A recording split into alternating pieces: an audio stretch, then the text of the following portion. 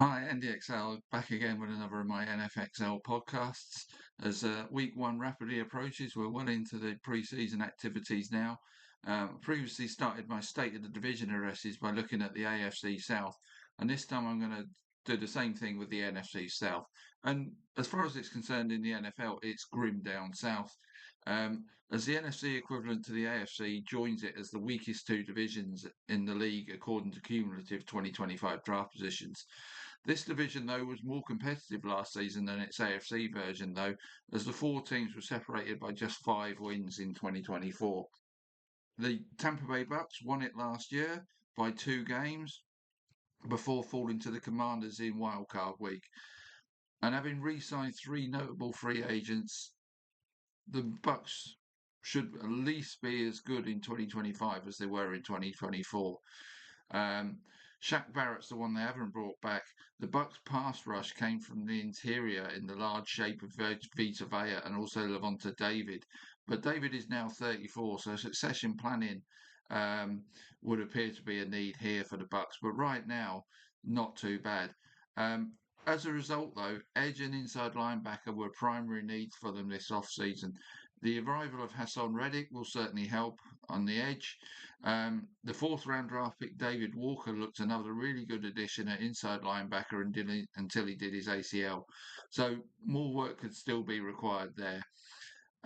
As their pass defense was ranked outside the top 20 in the league last season, the secondary and certainly cornerback was another area they needed to address during this offseason.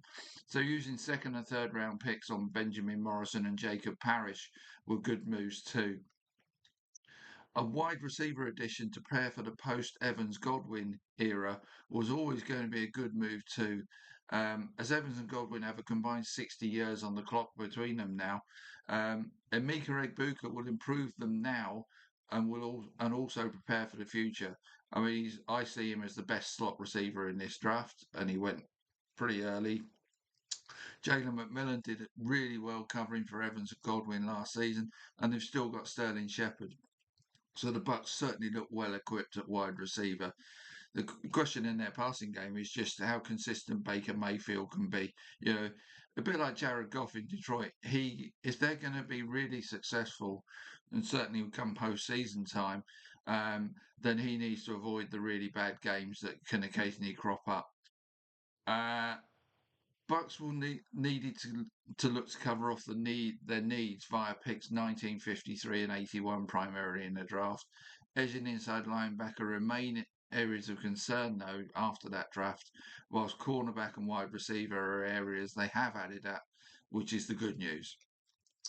When we look at the Bucks overall, the off-season injury to left tackle Christian Wirfs may well see him miss the first quarter of the regular season, and that's a huge miss. Wirfs is one of the premium left tackles in the game, and they're going to need to find cover for him whilst he's off and hope that his injury woes don't continue beyond week 4 or return. Similarly, with Chris Godwin recovering from surgery, he'll hope to make it back in time for week 1. They also have currently injuries to Antoine Winfield and Ben Morrison in the secondary, which could potentially leave them thin there at the start of the season.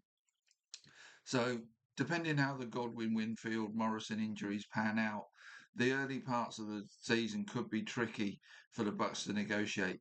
If they find a way to do so, they are a very strong favourites to win this division. I mean, I think even if they got off to a 2-2 start, they'd still have room to manoeuvre in terms of winning this division. And if they get healthy as the season progresses and everything clicks, they're definitely dark horses to go really deep into the postseason. So I see the Bucks as one of the strongest favourites to win their division this season. I really can't see any of the other three teams troubling them unless the injury bug and really bites the Bucks and Baker Mayfield has some really bad games.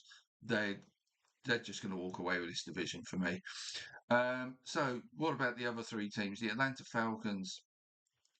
The Falcons came into the offseason with one of the worst cap situations in the league to deal with this offseason, making the re-signing the likes of Drew Dowman, Justin Simmons, Matthew Juden, and Mike Hughes a real challenge. On top of that, they needed to look at defensive tackle too. Oh, and by the way, the Falcons' pass rush was all but non-existent last season, with Juden leading the team with 5.5 sacks, and he's gone now. And one other thing, they needed another wide receiver. All of which meant the Falcons needed to pull some rabbits out of the hat if they had to be as good as they were in 2024 when they tallied 8 wins. As they were only able to re-sign Hughes of the free agents listed and would have been looking to add a wide receiver and defensive tackle. Using 2 first-round picks on edge rushers was something they had to do, though, and they've added 2 draftees in the secondary to address their past defensive woes of last season as well. As a result, the pass defense should be a lot better this coming season, but they still look light on the interior of the D line and at wide receiver, making the latest injury to Darnell Mooney, his shoulder injury, a massive concern. They need to get him back, otherwise they're down to the bare bones really at wide receiver. All of which could see them have a similar season to last. The pass defense being better, the other areas being weaker. 6, 7, 8 wins is probably where they're going to end up. Nowhere near the Bucs though, for me. Next up, New Orleans Saints. The 2024 season for the Saints was largely thwarted by injuries to Chris Olave and Rashid Shaheed, and they had the worst salary cap situation in the league to deal with. So, like the Falcons, they really had work to do this off-season. The Saints front office have done well in being creative to get back under the cap and re-signing 2 of the free agents they needed to.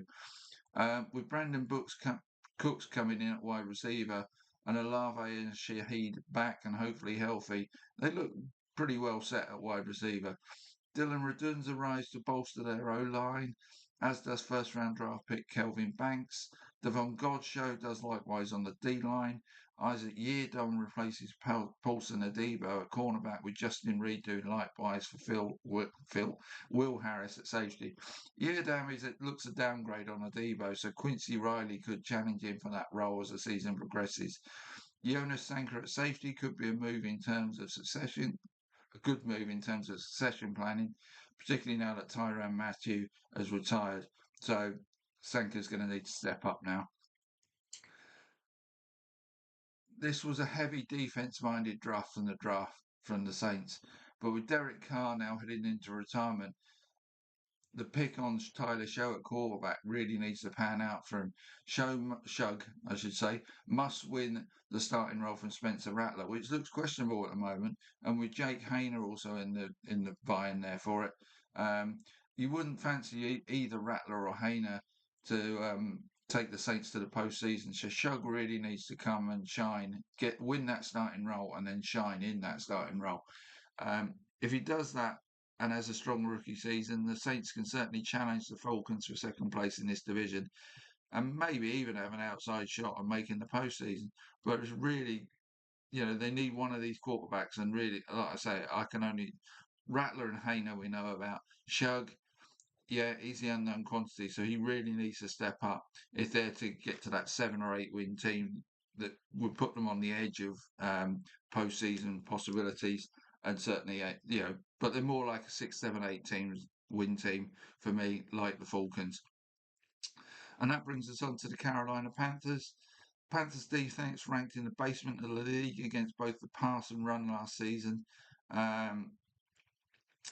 Woods and Jackson were the best players in the secondary, and with Woods having been replaced by Trevon Murrig and Mike Jackson having been retained, they still needed to look for potential upgrades at free safety and nickel, plus some depth additions to improve their secondary. They've not done so via the draft, and that will likely see their pass defense struggle to continue in 2025. But like the Falcons, the Panthers' bigger issue here was a lack of any pass rush whatsoever, so adding in that area was a must for them this close season. Tershon Wharton and Patrick Jones via free agency, plus Nick Scotton and Princey Uman Milan via the draft, will help in that area for sure. I'm just going to have a quick British sip of a cup of tea here. They could also have done with an upgrade at tight end. And with Tommy Tremble now battling injury, they need the likes of Jatavian Sanders is going to step up to fill that need if they're going to get anything from tight end. I know they drafted a tight end as well in Mitch Evans, so it might be a bit of a dark horse, but you shouldn't expect too much from him in the first year, I wouldn't say. Um, Even though they've got Corbett back on their O-line, they've failed to improve the interior of their O-line to improve the protection for Bryce Young, but have given Young a top-level wide receiver in Roy McMillan. I also fancy Xavier Legette to take a step up in his second season. He had drop issues last year. I know he's been working hard on that. He's looked good in camp. So the Panthers' pass offense should be better this season. With concerns over their O-line, secondary, and at tight end, 6 or 7 wins may be the ceiling in 2025, though. So if we're summing up this division, really, the Saints and Panthers both likely to improve, depending on what they get from the quarterback. That could lead them to challenge a slightly degrading Falcons team for second in this division. All three teams could be 6, 7, 8 win teams. But I don't see any of them challenging the Bucs in this division. I think this is going to be a cakewalk for the Bucs. They'll win it easily as long as they've managed to stay reasonably healthy, and that means getting Tristan Wirfs back healthy for a start. And that means if they're going to be confident of winning the division, certainly by mid-season, they could be a team that looks to make moves to go even further and look at the postseason and think, right, what can we do when we get there? Because they may be in a strong position when the trade deadline comes. So if they can make some sort of astute moves at the trade deadline, this could well be a team that you should. This is the first team I'm going to flag up as possible Super Bowl winners. They're a decent price at the moment. Last time I looked from the sports books, around 40-1. And I think that's a great price. They've got a chance. They've got a solid all-round roster. They're certainly very strong on the offensive side. So plenty of depth there. They just need to get Tristan Wirfs back and keep everybody basically healthy and hopefully avoid that Baker Mayfield revert into bad past habits. And they really do have a shot at winning it all for me this season. So I see the Bucs as an 11, 12, 13 win team, winning the division easy, probably by 5 or 6 games. It's going to be an absolute cakewalk for them. So that's how I see this division. Don't see any, the Bucs really are the only team that are going to make the postseason for me. If any of the others manage somehow to scrape in, they won't last long when they get there.